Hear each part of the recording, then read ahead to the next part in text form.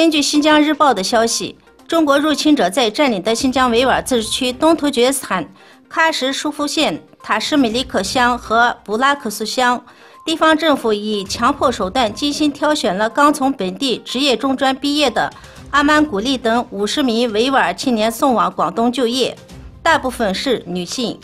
可想而知，中国入侵者以所谓富裕劳动名义将维吾尔精英强迫输出中国各省，又以缺乏劳动力从中国各省将不务正业文盲汉人以优惠政策安置在新疆维吾尔自治区东突厥斯坦就业，这就是同化政策的一部分。乌兹别克斯坦总统米切尔约耶夫和哈萨克斯坦副总理阿斯塔尔马梅决定在哈萨克斯坦首都阿斯塔纳主办第1届哈萨克斯坦与乌兹别克斯坦商业论坛会议。日本与中国为了防止不必要的军事冲突，开始运作包含红线的通信机制。在日本东京，韩国与中国举行峰会之后，中国与各方高级国防官员之间签署了包含定期对话和红线机制的文件。